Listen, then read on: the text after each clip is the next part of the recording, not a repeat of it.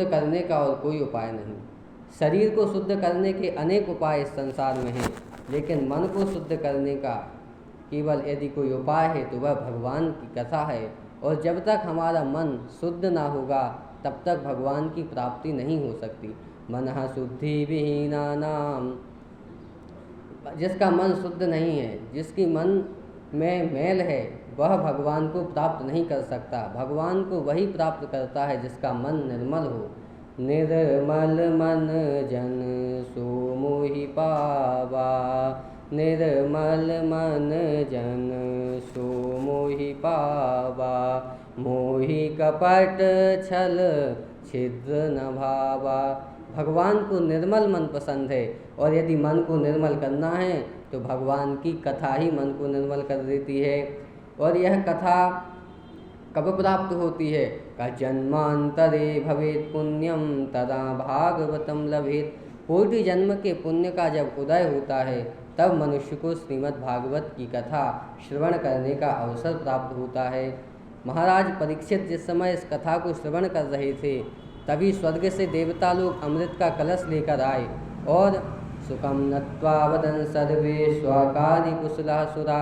सुखदेव जी को प्रणाम करके अपना काम बनाने में कुशल देवताओं ने कहा कि सुधा कुंभम प्रयच्छस्व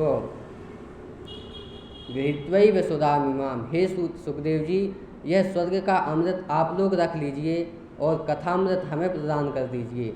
तब श्री सुखदेव जी ने कथा का विक्रय हुआ जान श्री सुखदेव जी महाराज कहने लगे, क्व सुधा क्व कथा लोके क्वा कांचा क्वा मरण महान।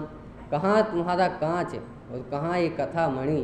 कांच और मणि का विक्रय नहीं होता, विक्रय तो समान चीज़ में होता है।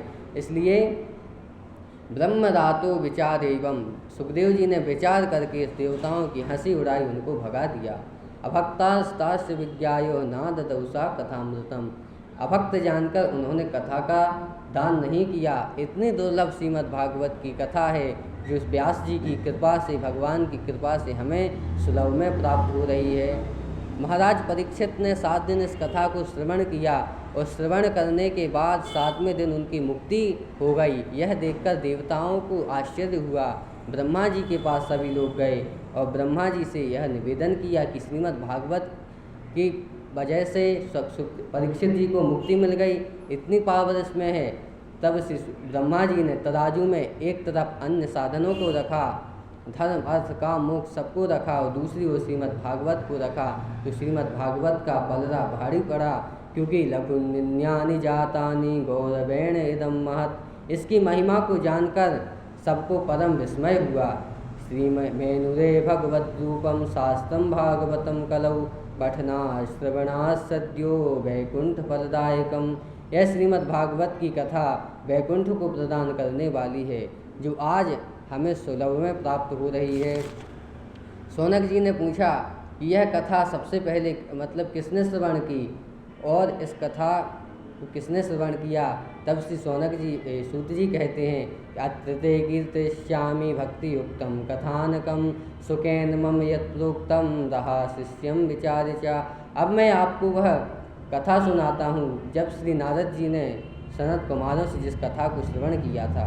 एकदा ही विशालायाम चत्वार ऋषयो मिला सत्संगार्थम समायाता ददृशुस्तत्र नारदम। एक समय बद्रिकाश्रम में श्री